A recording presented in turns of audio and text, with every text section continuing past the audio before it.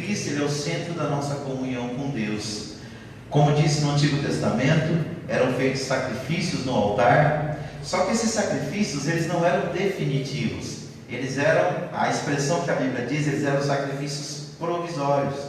Eles eram tipológicos. Por quê? Eles apontavam para Cristo. Quando nós chegamos no Novo Testamento, na Nova Aliança, nós vemos Cristo morrendo na cruz do Calvário por cada um de nós.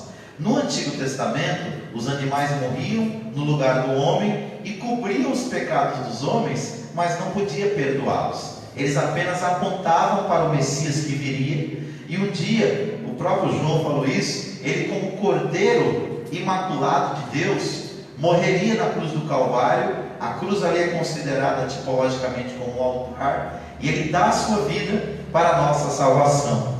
E diz a palavra de Deus que a partir do momento que Jesus morre, ele oferece um sacrifício único e perfeito. Esse sacrifício único e perfeito, ele não pode ser substituído.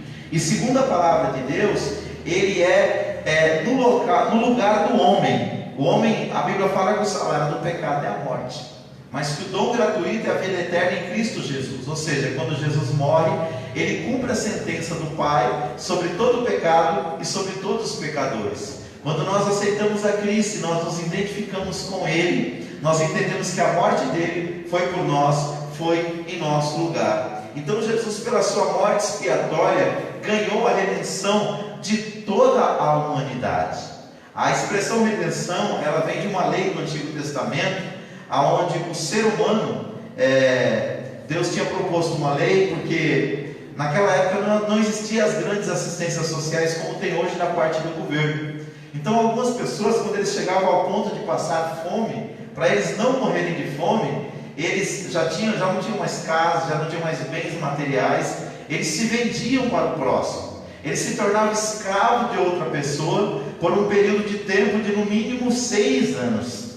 Durante esses 6 anos ele trabalharia apenas pelo teto para dormir, trabalharia pela comida, trabalharia pela água para beber, para matar a sua sede, ou seja, ele se tornaria escravo de outro. Mas no 7º ano, que era o ano sabático, um parente próximo poderia ser o redentor daquela pessoa. Ele procuraria aquela pessoa que estava escravizada, aquele que estava escravizando o outro, e ele pagaria um valor em dinheiro que estava estabelecido em lei. Quando ele fizesse isso, aquela pessoa estaria recebendo o preço de redenção. Aquela pessoa estaria sendo redimida pelo seu parente próximo. A ideia de Deus era que ninguém ficasse escravo uns dos outros por muito tempo. E diz a palavra de Deus que no Novo Testamento, quando Jesus morre em nosso lugar, ali na cruz do Calvário, oferecendo um sacrifício vivo da sua vida em nosso lugar, Ele é o preço da nossa redenção.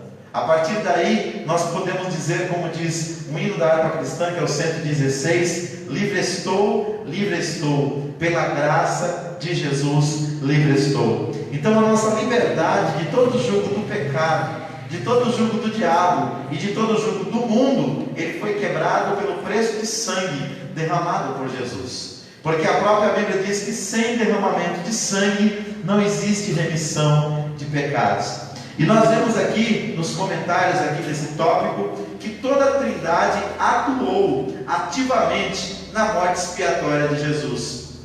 Nós vemos o Pai, que planejou a nossa redenção. Nós vemos Cristo, o Filho de Deus, que executa esse projeto, esse plano de Deus, quando Ele entrega a sua vida ali na cruz do Calvário para nos salvar. E nós vemos o Espírito Santo, que ajudou o Filho a vencer todos os obstáculos. A Bíblia Sagrada nos traz uma doutrina sobre a divindade e a humanidade de Jesus. Deus, segunda pessoa da Trindade, sempre existiu, muito antes da encarnação do Verbo. Já o homem Jesus, ele passa a existir no momento que o Espírito Santo, de forma profética, vem sobre Maria, e a virtude do Altíssimo cobre ela, e o Espírito Santo se encarrega de gerar Jesus no ventre de Maria. Mas diz a palavra de Deus que a partir dali, Jesus vai agir como homem perfeito. A única coisa de diferente que Jesus tinha de cada um de nós era a ausência do pecado. A natureza pecaminosa que nós temos, Jesus não tinha. No demais, ele era exatamente igual a cada um de nós. Então ele dependia de buscar Deus, ele dependia de orar, ele dependia de ler a palavra, ele dependia de obedecer a Deus para que ele tivesse poder e autoridade do Espírito Santo na sua vida.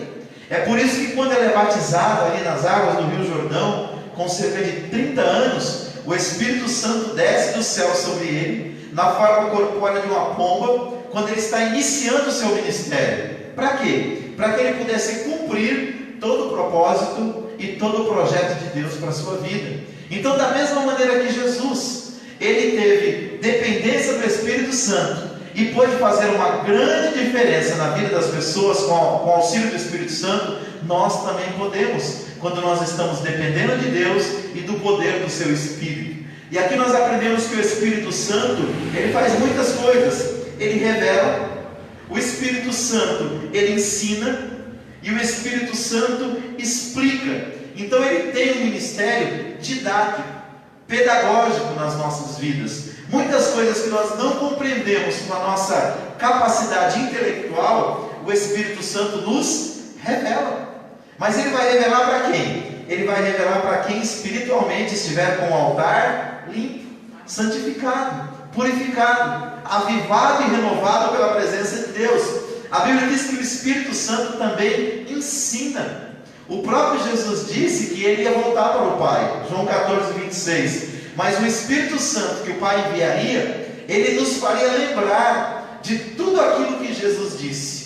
O que significa isso? Quando nós meditamos na palavra, e nós precisamos dessa palavra para vencer o mal, é o Espírito Santo que nos faz lembrar e aplicar essa verdade poderosa de Deus, para que a gente possa vencer o mal. E aqui nós aprendemos também que o Espírito Santo, ele também explica o verdadeiro significado, não só da morte de Jesus, mas de todas as verdades espirituais.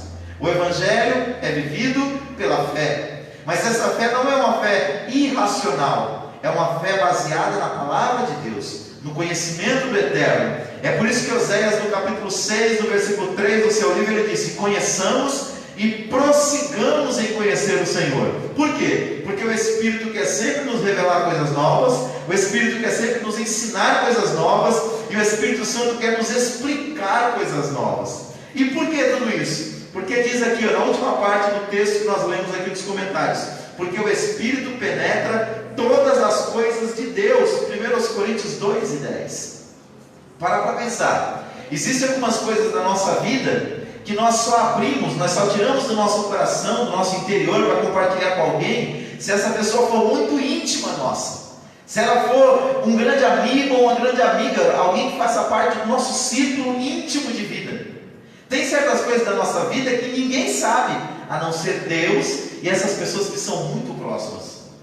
Então aqui, quando o apóstolo Paulo diz que o Espírito prescruta as coisas de Deus, ele está querendo dizer que tem coisas que só o Espírito de Deus sabe, e ele quer revelar isso para aqueles que andam em comunhão com ele, através de um altar santificado, quebrantado e purificado, de adoração ao nome do Senhor. Terceiro e último ponto: cuidado com as imitações. Nós sabemos que só existe a imitação porque existe o verdadeiro. E às vezes a imitação parece muito, mas parece muito mesmo com o original.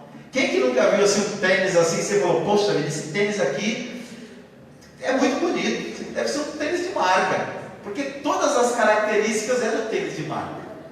Aí você vai ver o preço e fala: peraí, por esse preço, dos dois, ou é roubado ou é falso, porque está muito barato. Aí a pessoa compra aquilo que é falsificado como se fosse original. Mas o que acontece? A qualidade não é a mesma.